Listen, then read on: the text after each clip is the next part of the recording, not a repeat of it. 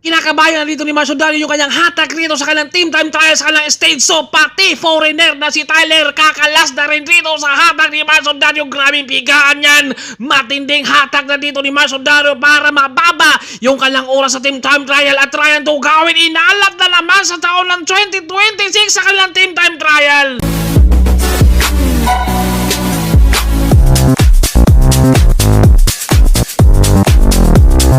Stage 2 Tour of Luzon 2026, matinding pigaan na naman ngayon sa kalang team time trial. Sa ating individual, nangunguna rito ang mga team LCW na kung saan dalawa pang magkakampi. Bakit nga ba dalawang magkakampi ang LCW ang nakawala at hindi hinabol? Dahil sa Pilipinas, ang pinag-uusapan pagkatapos ng laban, hindi bansa natin. Kaya ito mga team LCW na si Yusip at saka si Nikita ay nakawala sila at hindi hinabol sa mga Pinoy dahil sila ang nagkakabantayan. Kapag babanat si Oran sa inong mag-desek, siyempre Pinoy talaga yan. Si Tugawin kapag babanat Pinoy ang magkakabantayan, kaya nakawala talaga ang mga international sa kanilang stage 1. At dito naman, pag-uusapan natin sa kanilang stage 2. Meron silang 43.4 kilometers, start sa Clark 2, ang kanilang finish line sa New Clark City. Kumbaga matinding laban na naman ang ating team trial. Ito yung napakahirap talaga dahil ang kalaban mo dito sarili mo. Kapag babagal ka, alam mo na talagang lalayo at saka mataas yung oras mo. Kailangan mababa talaga. CCN Factory, kumbaga meron tayong mga team rito na meron silang mother team rin. Kung saan alamin natin kung ano mga discard nila rito ngayon. Team Soul. Ito rin, medyo kampihan kaya, kurpuhan kaya to sila sa mga team Gapyo nga. Dahil medyo talagang matinding pigaan na yun. Yun nga lang, stage 2 pa lang to. Kumbaga marami pang kaganapang mangyayari sa loob ng karera. Dahil, syempre hanggang stage 14, hindi ka naman pwede dyan sa stage mo. Pwede mong kukunin, syempre, merong talagang araw na magugrogi ka dyan. Kumbaga meron na dito, ay nag-aantay lang ng ahon, yung mga mainit na panahon, yun ang kanilang inaabangan rin. At dito ang mga international, syempre naninibago yan sa klima natin dahil napakainit talaga rito. Lalo na pagdating mo ng Palayan hanggang paakyat dyan ng Biskaya, yun talaga ang napakainit. Kung magkakahapon yung nararamdaman natin sa may Batangas, ay hindi pa yun. Kumbaga pagdating mo ng Palayan hanggang paakyat, doon mo na talaga mararamdaman na parang sinusunog ang katawan mo. Kaya yung mga international, siyempre mahihirapan yan sila dahil sa kanila, siyempre malamig. Kung pagdating sa Pilipinas, dito yung napakainit na panahon, Malaysia National. Kumbaga napakabigat din ang kalaban ngayon. Alam naman natin na ito yung mga team standard talaga. Ay sila yung nangunguna rin dito last year. Sa team of time trial, andito naman si Ronald Uranzay, veteranong rider. At mga LCW na kung saan grabe, nag-1-2 sila dito sa kanilang stage 1 dahil ang nangyari kasi, Pinoy to Pinoy ang nagkakabantayan. Dahil siyempre, pagkatapos ng laban kasi, ang pinag-uusapan, hindi yung bansa natin, yung team, kung sino ang nanalo. At dito, tinatawag na dito mga team 7-11. At medyo kulang pa sila. At si Cormac dito, medyo hindi na siya makasali dahil nag-cut off na siya. Ganun talaga. Dahil nag-grogi. Dahil sa patag pa lang, tinamaan na siya kasi. Kumbaga nagtrabaho. Mervin Corpus, isa sa mga inaabangan rin ng 7-11 dahil meron siyang bagong weapon, bagong sandata. Number 33, kaya marami talaga umanga rin kay Corpus. At meron silang kulang isa dito. Hindi natin alam kung saan nagpunta. Baka nandito lang din yun sa Clark. Natin alam baka may nag-CR kaya. Ito, dahil tinatawag na sila rito. Kaya 5 lang sila, dapat 6 sila dito dahil isa lang ang nalaglag nila rito. Kung mga na-cut off na. Pero pwedeng humabol na lang siguro. Pwede natin alam kung ano mga discard na yun nila. Pwedeng sa next stage dahil hindi siya nag-start. Pwedeng hindi pag-start nila. Kung depende na yan sa mga komisar. Standard Insurance, nandito naman si Navarra, Oranza, Lizardo, Lumotos. Kasama naman dito si AG Azor, John Mark Hamingaw at magandang Lumotos. Kaya dito matinding pigaan. Alam naman natin ang mga team standard rito ay napaka-pulido rin nila. Kung solid na solid at makakasunod dito mga team Excellent Noodles. Ito na, kumbaga ahon ang ating ruta ngayon sa New Clark City. Kumbaga doon natin ahabangan ang mga sprinter kung kaya ba nilang sumabay rin sa mga climber. Dahil alam natin ang mga climber sila yung lamang pagdating sa ahon. Kumbaga dahil dito, nasa fourth man ang uurasan. Kumbaga dapat yung tatlo dito hindi maagang kakalas. Kumbaga titiisin sila yung magtrabaho. Pigain nila kahit wala nang lalabas dito na pawis, pipigain para talagang para sa fourth man. Kumbaga dapat wala munang kakalas. Tiisin, siyempre lahat naman yan sila. Meron mga ensayo to at ito na mga team excellent noodles. Sa mga nagsasabi na bakit hindi natin nakuhanan yung ibang team at dito na flat si Ryan Tugawin na medyo inalat na naman siya. Last year kinabyusan ito ng kanina tumakas sa kanyang bike. Ito naman, yung hangin tumakas sa kanyang gulong. Ganon talaga, no? Ang panahon. Talagang, ganon talaga, no? Masasabi natin na baka hindi talaga para kay Tugawin rin. Dahil last year, sa kanilang team time trial, nakabyusan ito ng kanina kaya naiwan rin. Kung baka hindi siya nakatulong sa kanyang kampe. Kaya ngayon, kailangan naman niyang tulungan yung kanyang sarili para tumawid sa kanilang finish line. Sa halip na, tulungan sana niya yung kanyang mga team, yung kanyang kakampi ngayon, sarili na muna niya ang tutulungan para makatawid dito sa finish line. Dahil dito ang sprinter naman ay mahihirapan talaga. Pero sayang rin gawa ng kahit sprinter, pwede na sana siya magtrabaho na. Yun nga lang dito ay napapailing siya. Bakit nangyari na naman sa akin ulit ito? Meron talagang panahon, siguro may dahilan rin dahil lahat naman ng bagay merong purpose yan, di ba? Kumbaga, meron talagang nakalaan rin para sa'yo. Dahil isang sprinter, mahirapan rin naman talaga siya magboilo, lalo na sa ahon. Kaya dito, siguro, talagang marami naman sila. Kumbaga, meron pang mas nauna. Yun nga lang, ito yung tinamaan. Kumbaga, siya yung talagang na-flat dito. Kaya dito, solo talaga siya sa paghabol ngayon. Pero mahirapan na to dahil kapag nakita mo kasi yung tarik na daan, syempre parang mawawalan ka na ng pag-asa. At napakainit ng ating panahon. Syempre, mag-iinit din to sila ngayon dahil kailangan dito nasa fourth man. Dahil naiwan na siya dito, malamang dapat wala munang kakalas sa kanila dito. Ito yung ahon, grabing kapangan nila muna dito. At si Tyler dito, ramdam natin na hindi siya nahirapan sa kanilang speed. Nahirapan siya dito sa sobrang init dahil nag-a-adjust pa to sa klima natin dito sa Pilipinas. Kumbaga sa kanila malamig, pagdating dito parang binuhusan ka na mainit na tubig. Kailangan mo na talaga ng water dito para yung katawan mo ay lalamig. Pero kahit magbuhos ka ng buhos yan, pati tubig mo mainit na rin. Dahil ang mga foreigner ay hindi to sanay sa mga babagal talaga. Kumbaga sa ensayo pa lang, lamang na kagad sila dahil pagdating sa labas ng bahay nila, wala masyadong sasakyan Dito sa atin, paglabas natin, alam nyo na traffic at hihinto kagad. At maraming nagsabi sa atin kung bakit daw hindi natin nakuhanan ang mga ibang team. Pasensya na kayo dahil hindi tayo kasi authorized. Hindi naman tayo bias. Kumbaga, sinasabi ko lang na hindi tayo authorized na mag-video dahil sa Tour of Luzon, sa MPT, meron silang sariling cameraman. Marami silang mga kamera. Although tayo kasi, kumbaga sa atin, kaya nakuha na natin rito dahil andito tayo sa Team Excellent. Kumbaga hindi naman tayo bias. Gustuhin man natin nakuhanan ang ibang team. Pero hindi kasi pwede. Gawa ng hindi tayo papapuntahin, hindi tayo palapitin. Kaya gusto ko sana kahit naman sino.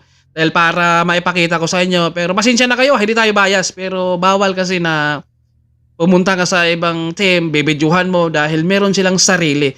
Kumbaga ayaw din natin na siyempre maagawan sila ng kumbaga sa views. Kaya pasensya na kayo sa mga nanonood kumbaga hindi tayo bias at hindi lang talaga pwede gawa ng meron silang camera din. Kumbaga lahat ng mga martial meron silang camera. Yun nga lang, bakit daw hindi kagaya sa atin na malinaw? Di ko na rin yan masasagot dahil sa atin cellphone lang yung gamit natin. Mas maganda sa kanila dahil camera. At dito, napansin na natin rito si Tyler na parang umaagwat na siya sa likuran. Pinapakalas na siya ng kakampi rito. Ganon talaga, no? Nako, ang lakas ni Marcio Dario. Kinakabayo na dito ni Marcio Dario yung kanyang trangko rito. At tinatawag na dito si Tyler na bungad ka na. Pero nahirapan si Tyler dito. Hindi sa speed kundi sa init ng panahon natin sa Pilipinas. Dahil dito, ahon yan. Kumbaga, kapag nakausad rito at nakapag-recover si Tyler, pwedeng dadalhin na lang to niya rito. Dahil kinakabayo na ni Mar dito yung kanyang trangko rin. At pumalit naman rito si Joe Martin. Palitan na sila Joseph Bora, Sumiso, Ramon at si Tyler. Dahil si Ryan Tugawin, na flat siya kaya kailangan niyang tulungan rin yung kanyang sarili na sa halip na dito sana tutulong si Ryan to gawin dahil naiwan siya, yung kanyang sarili na muna yung kanyang tutulungan para tatapusin niya dahil mahirap din kapag mag-isa ka rito, mapapaisip ka na bakit naiwan ako? Marami namang nauna, yun nga lang sa akin pa. Kung mga meron talagang panahon na hindi talaga natin pwedeng kunin. At nandito na nakabungad na si Tyler dahil tinawag na ni Mar kanina dahil kinakabayo na ni Mar yung kanyang trangko dahil sa masin-masin natin yan, medyo magaan talaga yung bike ni Marcio Dario. At bawal yung TT bike nila rito kaya yung kanilang sit-up sa team time trial ay pang road bike, pang laro to. Eh hindi ka pwede rito na maglagay ng aero bar kung ano yung gamit mo na bike, pwede. But ito ay nagpalit lang sila ng bike pero bawal talaga yung mga pang TT bike rito. Kaya ito yung mahirap din, no? Siyempre, nasa rules din naman yan nila. Kumbaga, siyempre sa ibang bansa, kumbaga TT bike talaga dahil naka-aero socks, helmet, kumbaga kailangan talaga postura mo, mga pang-time trialist talaga, no? Pero dito nakikita natin rito, ay no, TT bike tayo kaya road bike na sit up natin rito. At siyempre may mga sukat pa yan. Kapag lumagpas ka, naku putol yung bike mo. Hindi naman, kumbaga i-adjust lang siguro dyan. At lumikod naman, etong si Tyler naman, grabe nakakita natin yung ahon dyan sa taas nyo. Talagang patagilid rin ng ahon rito. Kumbaga, kailangan dahan-dahanin yung para hindi dumugo rin. At sumiso naman ang bumungad, si Ramon, Joseph Avenya, Marcio Dario, Jomar, si Tyler. Dito naman sa likuran. Kumbaga, at dito nakakapag-recover na si Tyler. Dahil matangkad siya, isang piga sa foreigner, dalawa sa Pinoy. Kumbaga, gustuin man sana dito ni Tyler na bubungad, pero kailangan rin niyang magre-recover. Kumbaga, lamang talaga si Tyler dito sa pigaan. Kaya ito lumalayo siya, nasa kanan siya dahil siguro na bagalan pa. Dito kay sumiso sa trangko dahil ang mga Pinoy, siyempre, antayin yan ng talagang hindi rin sila maubusan. Dapat yung tatlo dito ay talagang sila yung magtrabaho. Hela si Ryan to gawin ay na flat siya kaya dalawa na lang talaga rito ang mag-uubliga ngayon. Kung baka sila ang magtiyagka, magtrangko, talagang hindi dapat talaga kumakalas ka. Dahil kapag kakalas ka dahil nasa fourth man, pwede kang kumalas pero magbibilang ka dyan dahil 4 ang matitira sa inyo rito ngayon. Dito si Tyler sa likuran. Mga hindi talaga siya kampante sa trangkuhan ni Sumiso. Sabi niya, Sumiso, kargahan mo ba? Mabagal ka. Siyempre, hindi mo talaga bibiglayin rin dyan. At ito, pumalit naman si Ramon, kumbaga Marcio Dario, Joseph Avenya nasa likuran. Kumbaga hindi pa natin nakikita ang bumubungad ng Joseph Abinyar dyan, gawa ng inaantay rin niya dito dahil kapag hatakin na kayo yan, magtago na kayo. At syempre, dahil matangkad ito, si Tyler, pwede kayo magtago niyan mamaya kapag bubungad dyan. Last 20 kilometers, eto na. Talagang kailangan na magtrabaho dahil sa team time trial, kailangan meron ka talagang ensayo rin dito kung saan ka ba dapat magmamadali, saan mo talaga ilagay yung posisyon mo na kaya mong pigain. Sa last 20, I think yung last 10, yung dalawa dito, magtrabaho na, pigain na, pero kailangan matatansya rin At si Tyler dito, buti na lang nakakapag-recover na siya dahil kanina medyo umaatras na siya sa likuran.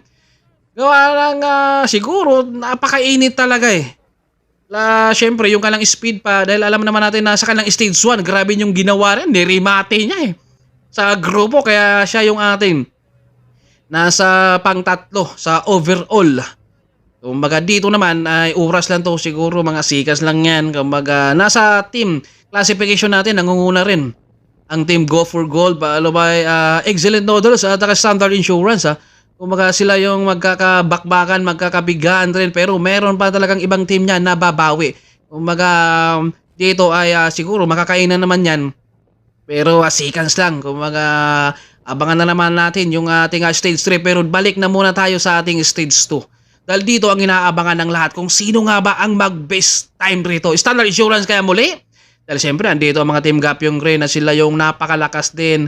Dati rin, si Mervin Corpus din. Talagang napakahirap talaga. No? Siguro meron talagang panahon na hindi para sa'yo. Kahit gusto man natin kunin, hindi talaga ibibigay yan ni Lord. Ang mahalaga ay mag-aantay tayo kung kailan ibibigay sa atin. Kumbaga, laban lang tayo dahil sa pagiging siklista, ang puna mo talaga dito, yung lakas mo, ensayo, dapat hindi ka talaga tatama rin dahil kapag tinamad ka dito ay mahirap.